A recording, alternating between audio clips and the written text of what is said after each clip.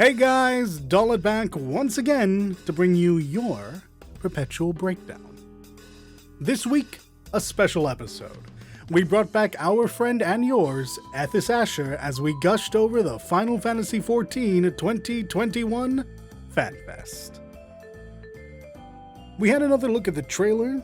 Ethis was kind enough to clue us in on some interesting draconic in the lyrics, and we all had our guesses at what certain characters meant for the story and direction. Overall, it was a blast chatting about all the revelations that came from the festival. For all that and more, be sure to check out the Perpetual Backlog podcast, this time with bonus Ethis Asher. As per usual, we did stuff. I did a bunch of Monster Hunter. Lake was kind enough to join me. Her, myself, friend of the show Psycho Monks, and his friend Ali all managed to go off and hunt monsters, and your boy finally uncapped his hunter rank. I think I will be recapped again at 30 before fighting Teostra and Kushala, but for now I'm just reveling in being able to be said I have finished the vanilla game. The grind begins for me now. I have a lot of decorations to get, but you know what? Still having a blast. Might need to change weapons though. Lance just isn't doing it for me. I think it's time to go back to the good old-fashioned charge blade. Anyhow, speaking of things Leek joined me on, we had some fun in the Guilty Gear Strive second beta. I had a chance to continue my ongoing love affair with Giovanna, and Ramlethal, and new fling Anji Mito, think of that what you will, and Leek got to torment me with Potemkin and Faust, so fun was had. I also played a bit of the Phantasy Star Online 2 New Genesis beta. I got to get my hands on a cast fighter, and boy oh boy the fighter feels great, looks ridiculous, and plays like butter. I look forward to the official release. I'm sure you do, and I look forward to seeing you there. Lake, as previously stated, joined me for some hunting of monsters, for some striving, and she also decided to prepare herself for the FanFest by getting some Final Fantasy XIV in. Aqua also played in the Phantasy Star Online 2 New Genesis beta. Matter of fact, he collected some videos. Look forward to a character creation video and a first impressions. He also played a bit of Final Fantasy XIV in preparation for the FanFest, and the madman got halfway through Mass Effect like day one. It's ridiculous how fast he gets through this. As stated, we had Ethis Asher on the show, and he is our Final Fantasy XIV lore boy, so he did play some Final Fantasy XIV, but he's also in the middle of some IRL server transfers from EU back to Straya. We wish him well in that. This week, as for most weeks, Little Vegeta gave us our question of the week. What were our favorite moments during this past Final Fantasy XIV FanFest? Oh boy. For me, the answer was clear. Everything. Absolutely everything.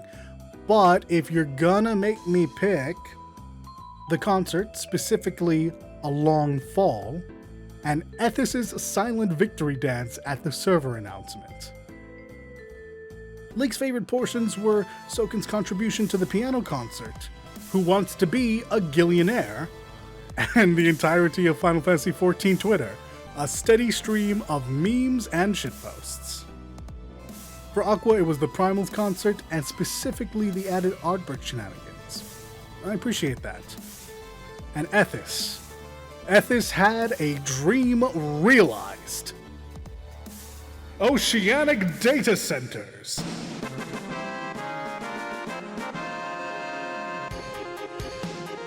Oh yeah, they're coming. And so is he. Wait. Anyway, let's get on to the news, shall we? Well, let's have a quick tangent to the MMO cash shops.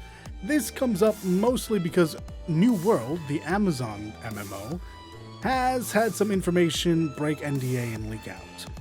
Seems they're planning to have a cash shop that may or may not have some pretty controversial stuff in it. Needless to say, Aqua didn't take this kindly. And while yours truly and Ethis Asher, we play devil's advocate, in reality, this is a cash shop being promised for a game that isn't even out yet, so, thinking about that one. Next bit of weird news, and it is weird, eBay is banning the selling of adult-oriented rated video games starting July 15th. Specifically, eBay is banning the sales of any sexually explicit content on its site. This includes movies, magazines, anime, and video games. Don't really have much of a take on this other than get your lewds elsewhere, I guess. Back to normal gaming news. Sega is cool with fan games, as long as there's no profit involved. Katie Kirsanowski, the Sonic the Hedgehog official social media and influencer manager, tweeted out on behalf of the company, "So long as no profit is involved, there is usually no issue with y'all using our blue boy to hone your art and dev skills." Though, she did go on to clarify that it's obviously case by case. So, Sonic fans rejoice. You get to make your games, so long as they don't hurt the brand. Scarlet Nexus is set to have a demo available soon. Xbox consoles will get the demo first on May 21st, but Sony will follow a week after on the 28th. There are no current plans for PC demos, so I wouldn't hold my breath on that. If you want to hack, slash, and toss stuff around with the awesome power of your mind, you'll need to have an Xbox or PlayStation, or just wait until the official release. Scarlet Nexus releases on June 25th. King of Fighters 15 had 2 new trailers drop, a standalone Leona trailer and a duo trailer featuring Ralph and Clark. So Team Akari has been fully announced. Enjoy this classic KOF and Metal Slug team with their own trailers and their own Metal Slug inspired stage. King of Fighters 15 is slated to release sometime in 2021, but no specific date has been revealed as of yet. Call of Duty Warzone adds some 80s action heroes. I guess we're Fortnite now.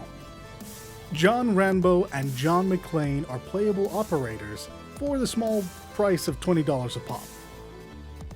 Also, and free, as far as I know, the Nakatomi Plaza will be a Warzone-themed space. There will also be plenty of extra customizables and, perhaps most importantly to some people, zombies are back. Yippee-ki-yay. Well, Destiny's back in the news, and it's still not great.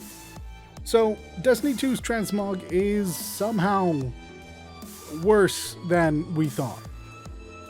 I'm not gonna dwell on this. It's bad. It's long, it's grindy, and it's limited per season. No good decisions were made here, and I'll be looking forward to the TWAB that walks this all the way back soon. Next. E3 shows its plans to have a virtual type of social event, kinda like Second Life. Aqua? What's Second Life? VR events with VR lounges and streamed content. Man, we're really living in the 80s idea of the future now. Bethesda has confirmed Starfield will be an Xbox and PC exclusive, with no PlayStation version. No great surprise here, as Microsoft didn't spend $7 billion to play nice with their direct competition. Expect this to be the case with any games that fall under Bethesda's ZeniMax. Blizzard's back in the news, and no, it's not great. World of Warcraft: The Burning Crusade Classic has a cloning pricing that caused alarm. Originally, they planned it to cost $35 to clone your classic character to continue over to the Burning Crusade. This went over about as well as you'd think, and after an insane amount of backlash, Blizzard saw reason and have changed the price. The cost is now $15 American. The Burning Crusade Classic drops June 1st. Let's end strong. Twitch has started to base sub prices on regions, lowering the prices of subscriptions in places like Turkey and Mexico, this is a good thing. Finally, we're getting a bit more fair and balanced in the pricing structure for Twitch. So, good job. Good on you, Twitch. That's been it for me. As we said, this was a special week, so I really do recommend you go check out the podcast. If nothing else, make sure you go give some love to Ethis Asher on his channel. It'll be in the doodly-doo down below. As per usual, I've been Dollet. You've been amazing. I'll chat to you soon.